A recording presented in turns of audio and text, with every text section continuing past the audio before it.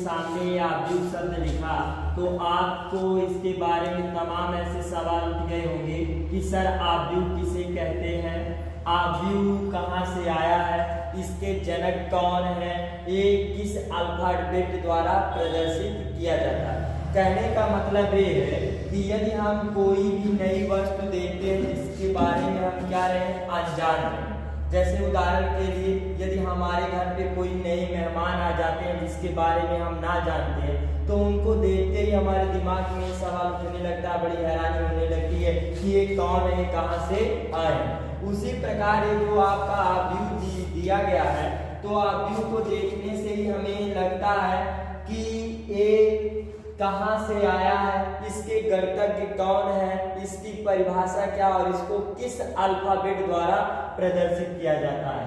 तो आव्यूह को इंग्लिश में बोला जाता है मैट्रिक्स।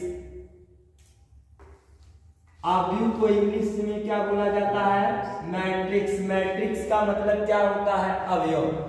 अब ध्यान दीजिए तो जैसे ही मैंने आव्यूह शब्द लिखा तो पहला प्रश्न आपका सबसे महत्वपूर्ण ये उठा कि आव्यूह किसे कहते हैं। उदाहरण के लिए दुनिया की किन्हीं भी वस्तुओं को यदि हमें संग्रहित करना हो या एकत्रित करना हो तो हम उनको दो तरीकों से संग्रहित कर सकते हैं। पहला तरीका ये है कि वह मैं क्या करूं, सभी अवयवों को पंक्ति में लिख दूं, सभी अवयवों को मैं किस में रख दूं पंक्ति में, और पंक्ति को इंग्लिश में बोला जाता है रो मीन्स क्या होता है आपका पंक्ति होता है। दूसरा तरीका ये है कि मैं इन सभी अवयवों को कॉलम में रख दूं और कॉलम को बोला जाता है स्तंभ। स्तंभ को इंग्लिश में क्या कहा जाता है कॉलम। एक कॉलम हो गया। तो कहने का मतलब ये है जैसे मैंने यहाँ पर कोई चार अवयव लिया, मैंने यहाँ पर कोई चार अवयव लिया तो मैं इन चार अवयवों को किस रूप में लिख सकता हूँ, दो तरीके से संग्रहित कर सकता हूँ। जैसे बैठने, सभी विद्यार्थियों को बैठने के लिए जो ब्रेंचें लगाई गई हैं तो ये केवल दो ही तरीके से लगाई गई हैं। पहला तरीका ये है कि इनको मैं सभी ब्रेंच को मैं क्या करूँ एक ही कॉलम में रखूँ। दूसरा तरीका ये है कि मैं इनको सभी रो में लिख दूं, रो में व्यवस्थित कर दूं। कहने का मतलब ये है कि आप किन्हीं भी वस्तुओं को एकत्रित करने के लिए रो और पंक्ति का इस्तेमाल करते हैं। तो रो का मतलब पंक्ति और कॉलम का मतलब क्या हो गया स्तंभ हो गया। अब सवाल यह होता है कि हम रो को कैसे पहचानेंगे कि कितनी रो है और कितने कॉलम है। तो मैंने आप लोगों को बताया था कि रो का मतलब होता है क्षैतिज रेखा। रो का मतलब क्या होता है क्षैतिज रेखा, और क्षैतिज रेखा का मतलब ये होता है एकदम आपकी माइनस की तरह लाइन बनेगी। रो का मतलब कैसी रेखा क्षैतिज रेखा। ये सिंबल किसका है क्षैतिज रेखा।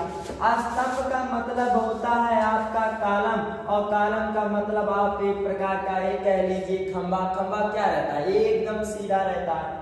तो स्तंभ को बोला जाता है ऊर्ध्वाधर रेखा। स्तंभ को क्या बोला जाता है ऊर्ध्वाधर रेखा। तो ऊर्ध्वाधर रेखा का जो सिंबल है प्रतीक है वह इस प्रकार का है। तो यदि मैं इन चार अवयवों में मैं आप लोगों को पूछूं कि इस चार अवयवों में कितने रो हैं और कितने कॉलम हैं तो मैंने बताया कि क्षैतिज रेखा को क्या बोला जाता है, क्षैतिज रेखा को क्या बोला जाता है पंक्ति बोला जाता है। तो देखो जब मैंने एक क्षैतिज रेखा बनाया तो एक ही क्षैतिज रेखा में सभी अवयव कट गए कि नहीं, इसका मतलब कितने रो हैं एक रो है। अब कॉलम की बात का मतलब ऊर्ध्वाधर रेखा। इसका मतलब है पहली ऊर्ध्वाधर रेखा हो गई, ये दूसरी ऊर्ध्वाधर रेखा हो गई, और ये तीसरी ऊर्ध्वाधर रेखा हो गई, और ये क्या हो गई चौथी। यदि मैं कॉलम की बात करूं तो इसमें कितने कॉलम हैं चार कॉलम है C1 C2 C3 C4। इतनी बात समझ में आई।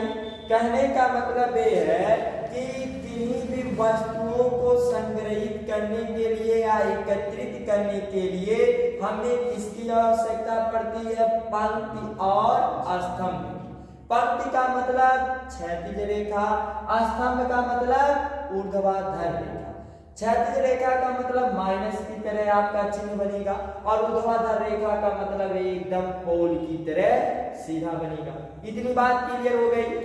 अब सवाल ये उठता है कि आव्यूह के अवयवों को किस अल्फाबेट द्वारा व्यक्त किया जाता है और आव्यूह को किस अल्फाबेट द्वारा व्यक्त किया जाता है। ध्यान दीजिएगा, यदि मैं आव्यूह की बात करूं, मैट्रिक्स की बात करूं, तो मैट्रिक्स को कैपिटल लेटर द्वारा व्यक्त किया जाता है और किसी भी आव्यूह को किस लेटर द्वारा व्यक्त किया जाता है, कैपिटल लेटर द्वारा।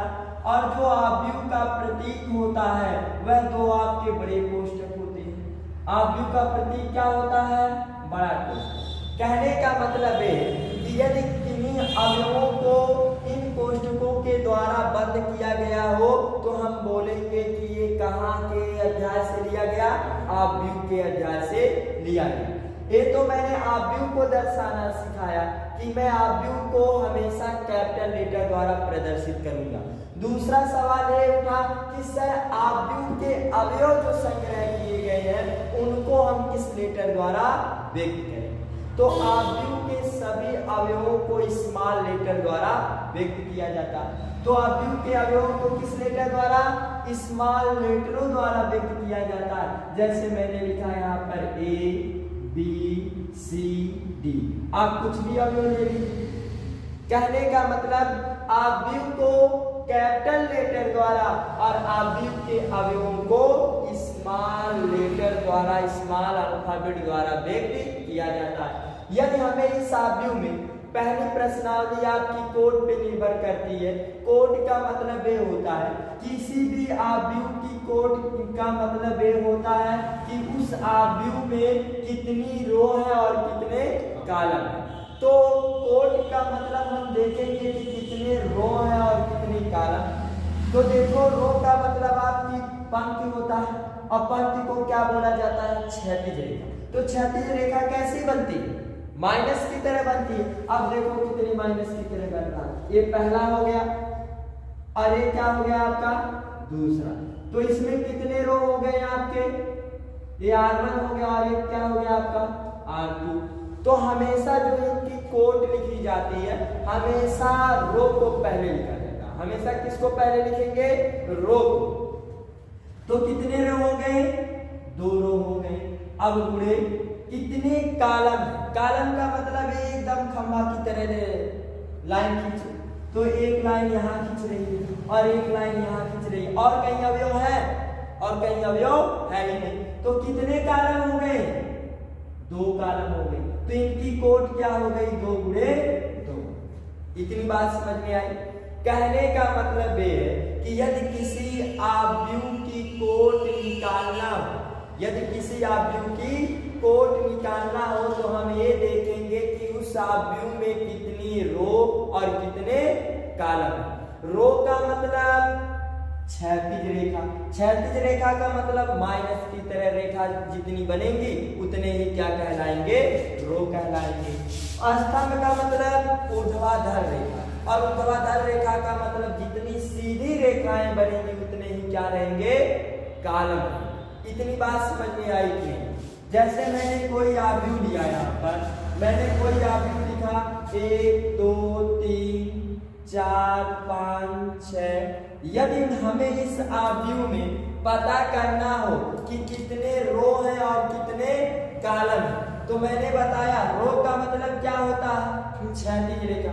अब देखो कितनी माइनस की तरह रेखाएं बनेंगी। ये पहली रेखा हो गई, ये दूसरी रेखा हो गई, ये तीसरी।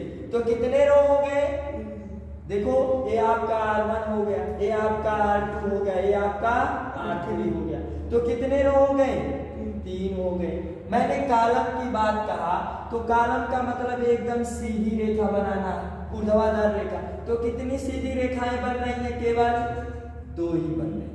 तो इनकी कोड कितनी हो गई, 3 गुणे 2। ये कॉन्सेप्ट समझ में आ रहा है कि नहीं। कहने का मतलब ये है कि किसी भी आव्यूह में हमें यदि पता करना है रो कितनी है, कॉलम कितनी है, तो जितनी माइनस की तरह रेखाएं बनेंगी उतने ही क्या होंगे, रो होंगे। और जितनी एकदम पोल की तरह रेखाएं बनेंगी सीधी, वह क्या होंगी, कॉलम को दर्शाएगा। इतनी बात क्लियर हो गई। तो आपकी जो प्रश्नावली है यूनिट 3.1 की, वह आपका इनकी कोड पे ही आधारित सवाल दिया गया। इतनी बात क्लियर हो गई। तो यदि कोई व्यक्ति पूछता है कि आव्यूह के जनक कौन है, तो बताइएगा आव्यूह के जो जनक है वह कैंटर है। कौन है? कैंटर। कैंटर नामक गणितज्ञ ने पहले ही पेश किया कि मैं पहले को रो को लिखूंगा, बाद में कॉलम को लिखूंगा। तो जितने भी आव्यूह की हमें कोट निकालनी रहेगी, पहले किसको लिखा जाएगा? रो को लिखा जाएगा, फिर बाद में किसको लिखा जाएगा? कॉलम को। इतना कॉन्सेप्ट क्लियर हो गया। अब यहाँ पर ध्यान दीजिए, जैसे मैंने कोई आव्यूह लिखा, यहाँ पर जैसे मैंने कोई ये आव्यूह लिखा, यहाँ पर मैंने लिख दिया 1, यहाँ पर लिख दिया 4, यहाँ पर लिख दिया 5, यहाँ पर 6, यहाँ पर 7, यहाँ पर 2, 3 और यहाँ पर 8, यहाँ पर 9। और ऐसे पूछ ले कि A11 का मान कितना होगा? A11 का मान कितना होगा? तो A11 का मतलब इस बात को निरूपित करता है कि हम पहली रो का पहले कॉलम का अवयव लेंगे। ध्यान दीजिए, A11 का मतलब इस बात को निरूपित करता है कि हम उस आव्यूह का वह अवयव लेंगे कि वह किस रो और किस कॉलम में आ रहा है। तो पहले किसको निरूपित करता है? अब देखो, पहले किसको निरूपित करता है? रो को। दूसरा किसको निरूपित करता है? कॉलम को निरूपित करता है। दूसरा किसको निरूपित करता है? कॉलम को। तो इसका मतलब पहला रो पहला कॉलम। देखो, पहला रो का मतलब आप माइनस की तरह ऐसे बनती है आपकी क्षैतिज रेखा। तो पहला रो हो गया। पहले रो का क्या था? पहला कॉलम लेंगे। तो ये पहला रो हो गया और ये क्या हो गया? पहला कॉलम हो गया। तो पहले A11 का मान कितना हो जाएगा? 1 हो जाएगा। उसी प्रकार यदि मैं कह दूं कि A32 का मान कितना होगा? A32 का मान कितना होगा? इस बात को जानने के लिए हम क्या करेंगे? हम जानते हैं कि पहले वाला जो अवयव है वह किसको निरूपित करता है? रो को, पंक्ति को निरूपित करता है। तो इसका मतलब हमें कौन सी पंक्ति लेना है? तीसरी पंक्ति लेना। तो तीसरी पंक्ति लो। ये आपका R1 हो गया, ये आपका क्या हो गया? R2 हो गया, और ये आपका क्या हो गया? R3 हो गया। इतनी बात क्लियर हो गई। अब हमें कौन सा कॉलम लेना है? हमें कौन सा कॉलम लेना है? दूसरा। तो ये आपका C1 हो गया, और ये आपका क्या हो गया? C2। तो C2 में से हमें 3 वाला रो लेना, और 3 रो का दूसरा कॉलम। तो देखो, इसका मतलब ये क्या हो गया? 3 2 वाला वे कितना निकल गया आपका? 2 निकल गया। इतनी बात क्लियर हो गई। या यदि आप पैसे नहीं निकाल पाते हैं तो दूसरा तरीका ये है कि कोई आप आव्यूह मान लीजिए और इन्हीं के रूप में चला दीजिए, A11 के रूप में। तो A11, A12, A13, A21, A22, A23, A31, A32 और A33। इतनी बात क्लियर हो गई। अब निकाल लो, हमें किसका मान निकाल रहा था? A11। तो A11 देखिए आपका यहाँ, तो A11 का मतलब पहला अवयव हो गया। तो A11 का मान कितना हो गया? A। अब देखो किसका मान मैंने निकाला? A32। A32 का मतलब नीचे से और पीछे से दूसरा अवयव, नीचे से और पीछे से दूसरा अवयव। कितना आ गया आपका? 2। तो ऐसे आप निकालेंगे प्रत्येक अवयव का मान, कहीं तक निकालेंगे। तो आपका जितना पहला सवाल है, पहले सवाल में देख लो कि जितने भी सवाल दिए गए हैं क्या आप उनको लगा सकते हैं? उनकी कोड पे ही आधारित सवाल है। कहने का मतलब ये है कि यदि कोई अवयव लिखा गया है और उनकी कोड आ गई तो वह कोड इस बात को निरूपित करता है कि वह चौथी रो और चौथी कॉलम में है।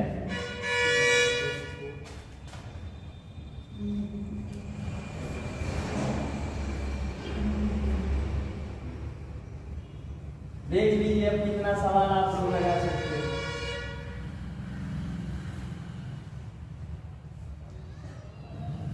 चौथा सवाल, चौथा सवाल, चलिए चौथा सवाल देखिए।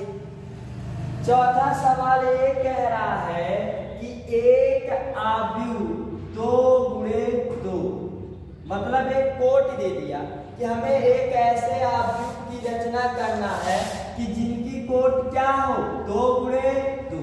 तो मैंने आपको बेसिक कॉन्सेप्ट में बताया, इसका मैंने बेसिक कॉन्सेप्ट क्या बताया, ध्यान से आप उसको समझिए। मैंने बताया कि जो पहला वाला अवयव होगा वह किस बात को निरूपित करेगा, रो को निरूपित करेगा कि उस अवयव में कितने रो होंगे। दूसरा वाला अवयव किस बात का निरूपित करेगा कि उस अवयव में कितने कॉलम। इतनी बात समझ में आई। मैंने अभी ये बेसिक क्लास में बताया कि यदि किसी अवयव की कोट की हमें रचना करना हो तो पहला वाला अवयव हमेशा रो को व्यक्त करेगा और दूसरा वाला अवयव हमेशा कॉलम को व्यक्त करेगा। इतनी बात क्लियर हो गई। तो इसका मतलब हमें एक ऐसे अवयव की रचना करना है कि जिसमें 2 रो हो और कितने कॉलम हो, 2 कॉलम। तो आप मान लीजिए हम स्वतंत्र हैं, कुछ भी मान सकते हैं। तो यहां पर लिखिएगा माना कि ए अवयव का जो मान होगा वह कितना होगा, A11 A21। अब देखो A12 A22। अब देखो क्या इसमें 2 रो 2 कॉलम है कि नहीं। रो का मतलब क्षैतिज रेखा, तो कितनी क्षैतिज रेखाएं बन जा रही हैं, 2। और कॉलम का मतलब ऊर्ध्वाधर रेखा, ऊर्ध्वाधर का मतलब एकदम सीधी रेखा, देखो 2। तो इसका मतलब इसकी कोट क्या हो गई, 2 गुणे 2। हमें इसी अवयव की रचना करना है। लेकिन यहाँ पर ध्यान दीजिए A11 की जगह पे वह कौन सा अवयव आएगा, क्या ये हमें मालूम है, नहीं मालूम। तो हम क्या करेंगे, जो दिए गए हैं उन्हीं की सहायता से मान निकालेंगे। रचना करने के लिए कह रहा तो हमने मनौती में मान लिया। यदि हमें किसी तरह A11 A12 A21 और A22 का मान मिल जाए तो हम इसी अवयव में उठा के रख देंगे, तो ये अवयव की रचना हो जाएगी। अब इसको आप डैश डैश करके बना दीजिए समीकरण नंबर 1। तो पहला सवाल क्या दिया है, Aij बराबर I प्लस j का होल स्क्वायर और बटे आपका कितना दिया है, 2 दिया है। तो ध्यान दो, हमें पहले किसका मान निकालना है, A11। तो जैसे ही हमने A11 का मान निकाला तो अब तुलना करो, I के जगह पे कितना हो गया, 1 और J के भी जगह पे कितना हो गया, 1। तो जहां I और J दिखाई दे रहे हैं वहां पर मान उठा के रख दीजिए। आगे बढ़ा कोष्टक, आगे बढ़ा I, तो I का मान 1, आगे बढ़ा तो प्लस, फिर आगे बढ़ा J का भी मान मालूम है, J की जगह पे 1 और कोष्टक 1 स्क्वायर, तो स्क्वायर बटा कितना, तो प्लस प्लस वाली संख्याएं क्या होती है, जुड़ती हैं। तो 1 में 1 जोड़ेंगे कितना होगा, 2 और 2 का वर्ग करेंगे कितना आएगा, 4 और 4 में हम 2 से भाग दे देंगे तो मान कितना आ गया। तो A11 का मान कितना निकला, 2। अब हम किसका मान निकालेंगे, A12 का मान निकालेंगे। तो निकालिए A12, फिर तुलना करो, इस बार I का मान कितना हो गया, 1 हो गया, J का मान कितना हो गया, 2 हो गया। अब इसी में उठा के रख दीजिए। तो 2 में 1 जोड़ेंगे कितना होगा, 3 का वर्ग कितना होगा, 9 और बटे कितना, 2। क्या ये अंश बटे हर वाली संख्याएं कर रही है, नहीं कर रही तो आप छोड़ दीजिए। फिर हमें किसका मान निकालना, A21 का मान। अब यहाँ पर लिखिएगा A21 बराबर, अब A21 का मान रखो, इस बार I का मान कितना हुआ, देखो I का मान 2 हो गया, बाद वाला J है तो बाद वाला J है यहाँ पे, तो 2 प्लस 1 का होल स्क्वायर और बटा आपका कितना आ गया, 2। तो 2 में 1 जोड़ोगे कितना होगा, 3 और 3 का वर्ग करोगे कितना आएगा, 9 बटा 2। इतनी बात क्लियर हो गई। अब यहाँ पर ध्यान दीजिए A21 का भी मान निकल गया। अब हमें किसका मान चाहिए, A22 का मान चाहिए। इस बार I का मान कितना हो गया और J का, तुलना जब करोगे ए आई जे से जब आप तुलना करेंगे तो पहला आई जा रहा, तो आई का मान कितना हो गया 2, फिर उसके बाद प्लस है तो यहाँ प्लस लिख दीजिए, जे का मान कितना हो गया 2, 2 + 2 का होल स्क्वायर बटा कितना 2, तो a22 बराबर 2 में 2 जोड़ेंगे कितना होगा और 4 का वर्ग करेंगे कितना, तो 16 में हम 2 से भाग दे देंगे तो मान कितना आया 8। इतनी बात क्लियर हुई। तो देखिए मैंने सभी अवयवों का मान निकाल लिया कि नहीं। अब आप लिखिएगा a11 a12 a21 a22 का मान उठा करके समीकरण में रखने, इन्हीं सभी का मान हम कहाँ रख देंगे समीकरण 1 में। तो समीकरण 1 में रखिए आप, तो a बराबर, अब देखो यहाँ पर a11 आए तो a11 का मान कितना निकला 2, तो यहाँ पर 2 आप रख दीजिए। a12 का मान कितना निकला 9/2, तो यहाँ पर 9/2 लिख दीजिए। फिर उसके बाद ध्यान दीजिए हमें किसका आया, नीचे आया तो a21, तो a21 का मान कितना निकला 9/2 निकला, और a22 का मान कितना निकला 8 निकला। इतनी बात क्लियर हो गई। तो ये क्या हो गई ए अवयव की रचना। कहने का मतलब जितनी कोट का रचना करना होगा उतनी ही हम रो और उतने ही कॉलम बना लेंगे। जैसे 2 × 2 कोट की रचना करना था तो मैंने मान लिया 2 × 2 कोट का a11 a12 a21 a22। आप इसके जगह पे a b c d कुछ भी रख सकते हैं, आपके ऊपर निर्भर करता है कि आप कौन सा अवयव रखना चाहते हैं। तो इसमें का देखो चौथे में आपके 3 सवाल दिए गए हैं और ये सवाल अब लग जाएंगे कि नहीं।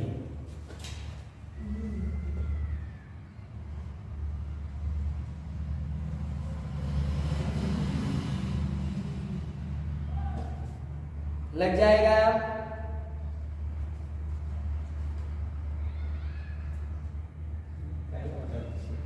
पहला चौथे का पहला, छठवें का पहला सवाल देखिए। छठवें का पहला सवाल ये कह रहा है कि x y z के मान निकालिए। हमें किसी अवयव का क्या करना है मान निकालना है। तो इसका आप बेसिक कॉन्सेप्ट समझिए, इसका बेसिक कॉन्सेप्ट आप लोगों का क्या कहता है। कहने का मतलब ये है कि 2 अवयव यदि कहीं समान दिए गए हों, यदि कोई 2 अवयव आपस में क्या दिए गए हो समान दिए गए। समान का मतलब ये होता है बराबर में दिए गए हैं।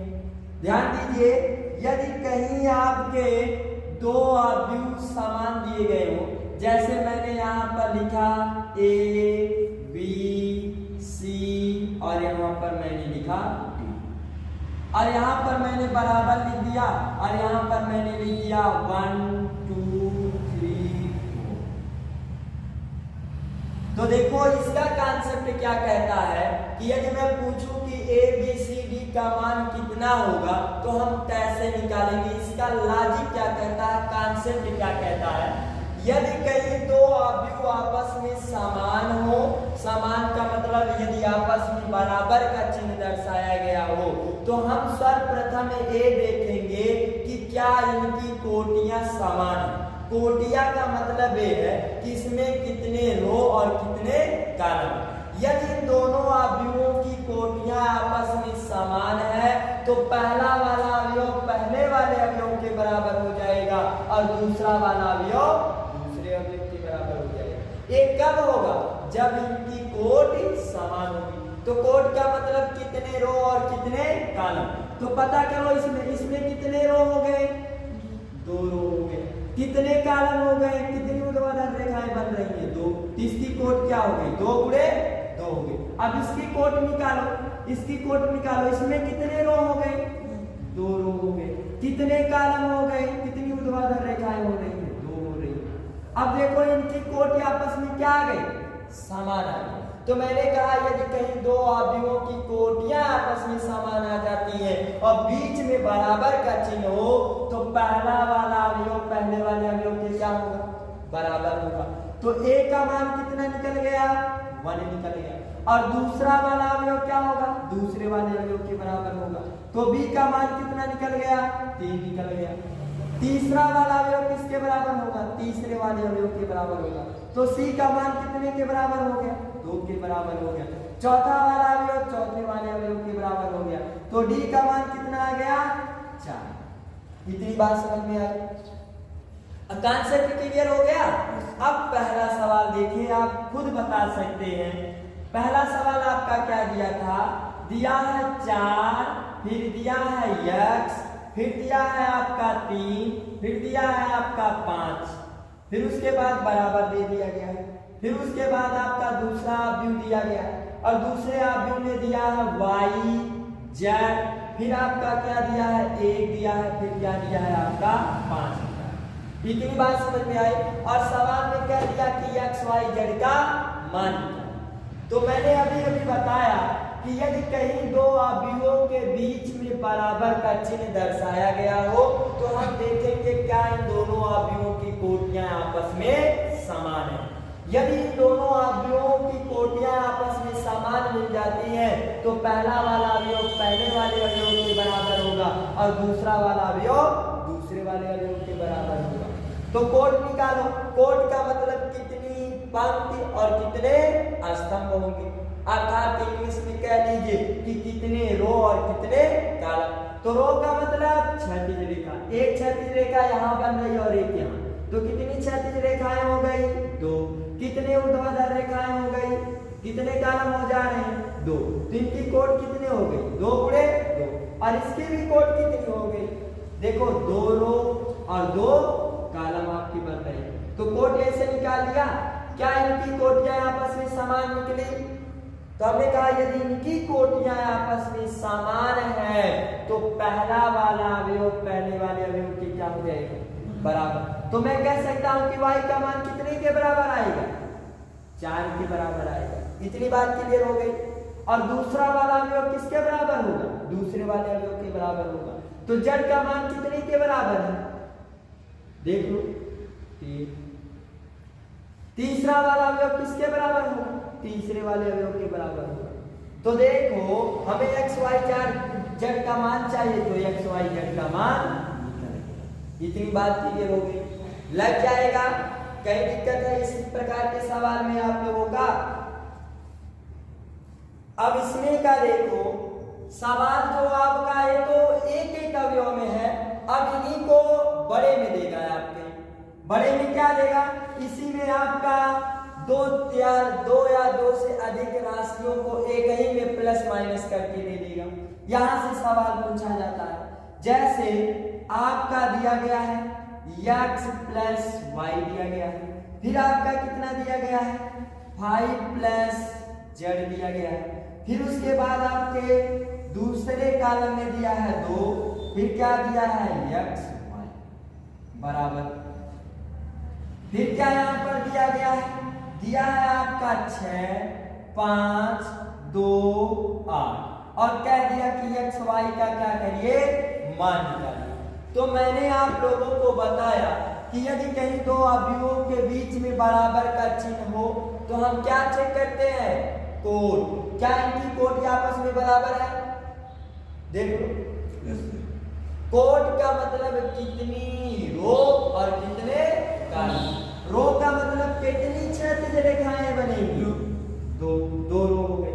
कितने कॉलम बन रहे हैं, 2 कॉलम बन रहे हैं। तो 2 गुणे 2 को। अब दूसरे अवयव में भी कितने रो कितने कॉलम, 2 गुणे 2। इतनी बात क्लियर हो गई। तो मैंने कहा यदि इनकी कोटियां आपस में समान है तो पहला वाला अवयव पहले वाले अवयव के क्या होगा, बराबर होगा। तो x प्लस y का मान कितने के बराबर आ जाएगा, 6 के बराबर आ गया। और देखो 5 प्लस z का मान कितने के बराबर आ जाएगा, 5 प्लस z का मान कितने के बराबर आ जाएगा, 5 के बराबर आ जाएगा। कैसे, इसको आप ध्यान से समझिए कैसे आया।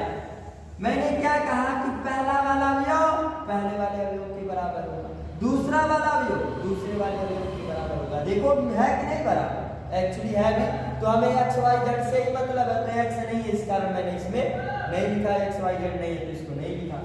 5 प्लस जेड एक तीसरा अवयव, तीसरे वाले अवयव। अब सवाल ये उठता है कि सर आप इसको क्यों नहीं हल किए आगे। आप ध्यान दीजिएगा, जब तक राशियां आपस में समान नहीं हो जाती तब तक ना उनको जोड़ा जा सकता और ना घटाया जा सकता। तो क्या मैं इनको जोड़ घटा सकता हूं? तो इनको आप क्या करिएगा, डैश डैश करके बना दीजिए समीकरण नंबर 1।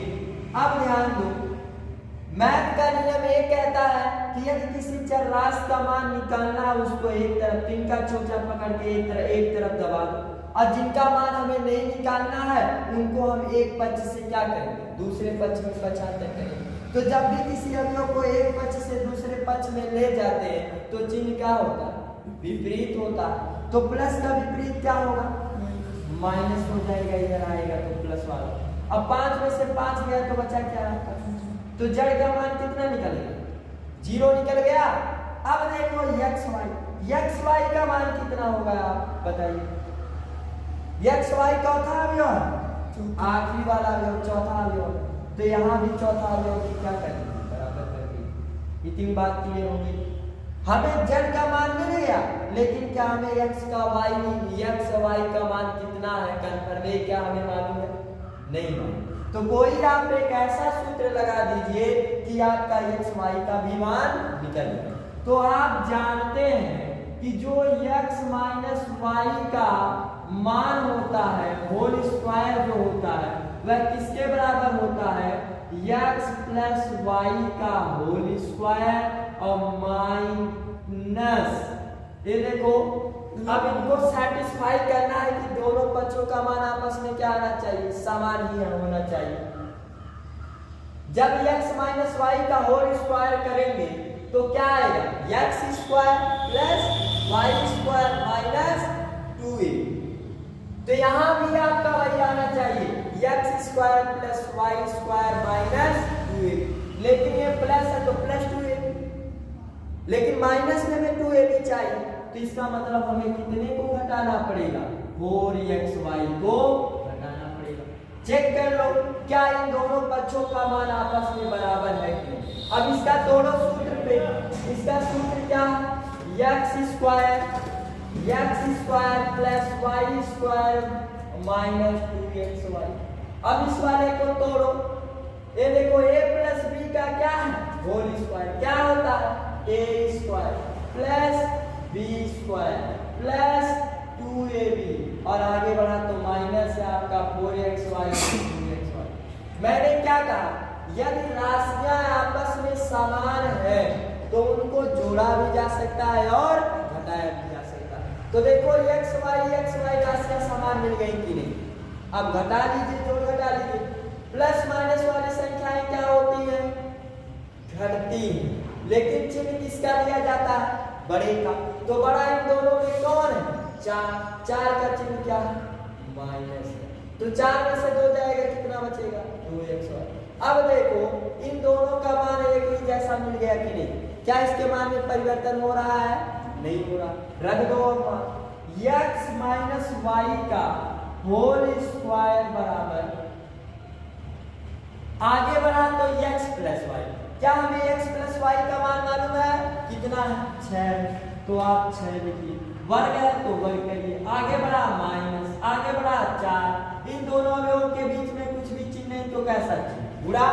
x y की जगह पे हम कितना रखेंगे, 8 रखेंगे, तो 8 रख दीजिए। अब हल कर लो तो x माइनस वाई का होल स्क्वायर बराबर 6 का वर्ग कितना होगा, और 8 चौक कितना होगा, 32। प्लस माइनस वाली संख्याएं क्या होती हैं, घटती है। तो 36 में से 32 जाएगा, कितना बचेगा, 4। केवल हमें x माइनस वाई का ही मान चाहिए, तो कहीं न कहीं इसकी चूकी को काटना पड़ेगा। अब इसको काटो, काटने का मतलब ये है इसको हम एक पक्ष से दूसरे पक्ष में पक्षांतर करेंगे, क्योंकि मैथ का नियम यही कहता है कि जिसका मान निकालना केवल उसी को ही करें। तो स्टेप बाय स्टेप हम करते हैं। पहले इनकी हम क्या करेंगे, इस घात वाले को पक्षांतर करें। तो वर्ग का उल्टा क्या होता है, वर्गमूल होता है। वर्ग का उल्टा क्या होता है, वर्गमूल होता है। तो 4 का देखो वर्गमूल का प्रतीक क्या होती है, करनी, और 4 का वर्गमूल कितना निकलेगा, 2। तो मैं कह सकता हूं कि जो x माइनस वाई का मान निकला वह कितना निकला 2। क्या मैं इनको जोड़ घटा सकता हूं? नहीं। तो इनको आप डैश डैश करके बना दीजिए अगला समीकरण, तो ये 2 समीकरण हो गया। इतनी बात क्लियर हुई कि नहीं? ये इंपॉर्टेंट सवाल है परीक्षा की दृष्टि से, इस प्रकार का सवाल आता है और मैंने स्टार भी लगवाया ऐसे सवाल होते। अब हम क्या करते हैं कि यदि हमारे पास कई 2 समीकरण मिलते हैं तो हम सर्वप्रथम दोनों समीकरणों को क्या कर लेते हैं, लिख लेते हैं। और लिखने के बाद हम ये देखते हैं कि क्या इन दोनों समीकरणों में किसी चर राशि के गुणांक बराबर है कि नहीं। अब मिलाओ, x के गुणांक यहाँ पर 1 1 छिपे हैं तो बराबर मिल गया कि नहीं। और जैसे ही चर राशि के गुणांक बराबर मिलते हैं तो फिर क्या चेक करते हैं कि चिन्ह विपरीत है कि नहीं, क्योंकि जब तक चिन्ह विपरीत नहीं होगा तब तक वह राशि नहीं कर सकती। तो मैंने देखा x का विपरीत नहीं है, लेकिन ये y का क्या मिल गया, विपरीत। राशियां समान चिन्ह विपरीत तो आपस में क्या हो, कट गए। इसके आगे कुछ भी अवयव नहीं तो कैसा चिन्ह छिपा है, प्लस। इसके आगे भी कैसा चिन्ह है, तो प्लस प्लस वाली संख्याएं क्या होती है, जुड़ती हैं। तो 1 1 छिपा है तो 1 में 1 जोड़ेंगे कितना हो गया, 2x। आगे बढ़ा तो 1 कट गया तो कुछ भी नहीं बचा, आगे बढ़ा बराबर। और यहाँ भी प्लस, यहाँ भी प्लस छिपा है तो प्लस प्लस वाली संख्याएं जुड़ती हैं। फिर मैथ का नियम ये कहता है कि जिसका मान निकालना उसको एक तरफ और बाकी को एक तरफ। तो गुणा का उल्टा क्या होगा, भाग। तो x की वैल्यू कितनी आ गई, 4। और जैसे ही आपका मान निकलता है किसी एक अल्फाबेट का, आप किसी भी समीकरण में रख दीजिए तो किसका मान निकलता है, y का मान। तो यहाँ पर लिखिएगा x का मान समीकरण 1 में रखने पर या 2 में रखने पर, तो मैं समीकरण 2 में रख दे रहा हूं, या 1 में रखना चाहते हैं तो 1 में आप रख दीजिए। मतलब आप स्वतंत्र दोनों में रखेंगे आपका निकलेगा एक ही मान, डिफरेंस नहीं होगा कि मैंने 1 में रखा तो कुछ और आएगा, 2 में रखेंगे तो कुछ और, नहीं वही ही आएगा। तो मैं समीकरण 1 में रख रहा हूं। तो समीकरण 1 है क्या, उनको सर्वप्रथम लिख लीजिए। तो समीकरण 1 है कितना, x प्लस y बराबर 6। हमें किसका मान रखना है, x। तो x के जगह पे कितना रखेंगे हम, 4। आगे बढ़ा तो प्लस, आगे बढ़ा तो y, आगे बढ़ा तो बराबर, फिर आगे बढ़ा तो 6। फिर मैथ का नियम ये कहता है कि जिसका मान निकालना उसको एक तरफ बाकी को एक तरफ। तो आप जब 4 वाले को पक्षांतर करेंगे तो इसके आगे कुछ चिन्ह कुछ भी नहीं तो कैसा चिन्ह, प्लस। और प्लस वाला उधर जाएगा तो क्या हो जाएगा, माइनस। तो प्लस माइनस वाली संख्याएं क्या होती हैं, घटती हैं। तो x का मान निकला 4, y का मान निकला 2 और z का मान निकला। अब निकल जाएगा, कहीं किसी को दिक्कत है, हाँ यहाँ देखना यहाँ बराबर कैसे आया, नहीं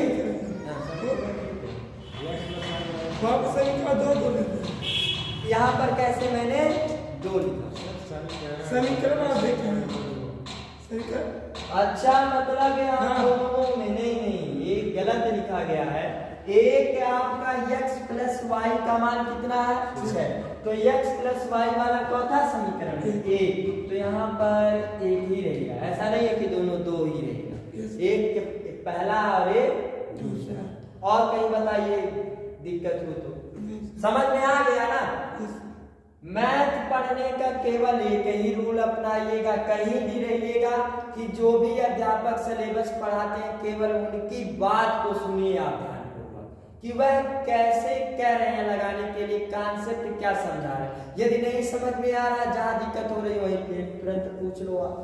यदि आप अध्यापक की बात आप ध्यान पूर्वक सुन ले गए तो कोई भी ऐसा सवाल नहीं बचेगा जो सवाल आप ना लगा पाए। ये बहुत ही आसान तरीका, और मैंने टाइप करने का वो तरीका भी बताया, फॉलो कर रहे हो, नहीं मालूम, चलिए देखिए। इसके बाद मैं बंद कर देता हूं क्योंकि टाइमिंग देखिए सबसे अधिक हो जा रही है। ध्यान दीजिएगा, टाइप करने का तरीका आपका क्या कहता है उसको आप ध्यान दीजिए। कहने का मतलब ये है कि ये जो पुस्तक है, जैसे यदि मैं एक शब्द ऐसे लिखूं कि राम घर जाता है। मैंने कोई शब्द लिखा, मैंने क्या लिखा? राम घर जाता है। अब मैं इसी शब्द को बार बार कहूं, राम घर जाता है, राम घर जाता है, राम घर जाता है, तो ये पूरी तरह याद हो जाएगा कि नहीं? कहने का मतलब ये है कि ऐसा क्या कारण है कि हमें गिनती याद नहीं करना पड़ता बड़े होने पर और चीजें याद करनी पड़ती है, पुस्तक को याद करना पड़ता, ऐसा क्या कारण है? गिनती को हमें याद करना इसलिए नहीं पड़ता है क्योंकि हम डेली उसी का रिवीजन कर रहे हैं, डेली रिवीजन कर रहे हैं। जैसे यदि हमें किन्हीं अवयवों को, किन्हीं वस्तुओं को रखना हो तो आप गिनते हैं कि कितनी वस्तु है, या आप कहीं मार्केट में जाते हैं, कहते हैं कि आप 5 रुपए का बिस्किट दे दीजिए, तो 5 ये क्या है? संख्या है।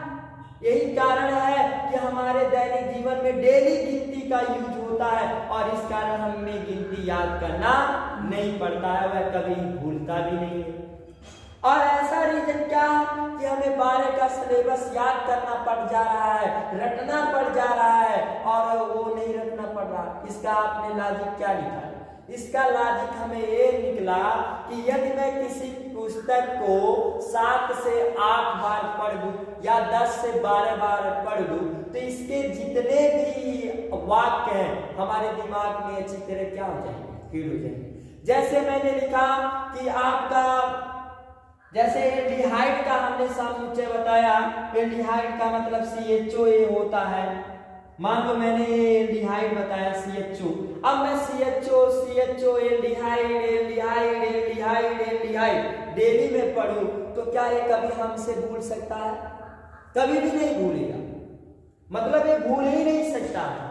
कहने का मतलब ये है कि आप एक ही पुस्तक पूरे साल भर पढ़ते हैं लेकिन कभी भी वह समाप्त होने का नहीं होने वाला रहता है। यदि आप लोग एक नियम अपना लें, वह कौन सा नियम अपनाएं? ध्यान दीजिएगा। जैसे आपके इंटर में 5 ही सिलेबस है। पहला सिलेबस है आपका मैथ, मान लो मैथ हो गया, हिंदी हो गया, इंग्लिश हो गया है आपका, फिर उसके बाद क्या हो गया? केमिस्ट्री हो गया है आपका, फिर क्या हो गया? फिजिक्स हो गया आपका। 5 सिलेबस है। यदि हम 5 सिलेबस पे पूरे 24 घंटे में यदि मैं केवल 5 घंटे का समय लूं तो 5 घंटे का मतलब ये हो गया कि यदि 24 घंटे में आप 5 घंटा पढ़ते हैं तभी भी आपका पूरे राज्य में पहला स्थान कोई नहीं ला सकता, वह आपका ही स्थान होगा।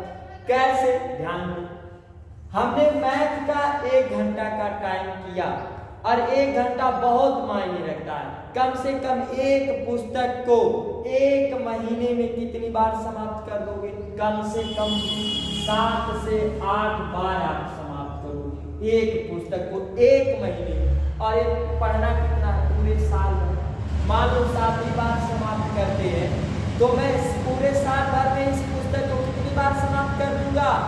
12 से 84 बार। कितनी बार? यदि मैं किसी पुस्तक को 84 बार पढ़ूं एक ही शब्द को बार बार तो क्या वह पूरी तरह याद हो जाएगा कि नहीं? क्या वह कभी भूलेगा? क्या उसको रटने की आवश्यकता पड़ेगी? नहीं। केवल आप हिंदी की तरह, जिस तरह हिंदी पढ़ा जाता है आप शुरू से लेकर 8वीं तक पढ़ते हो। हमने क्या पढ़ा इससे कुछ मायने नहीं रखता, लेकिन आप केवल पढ़िए।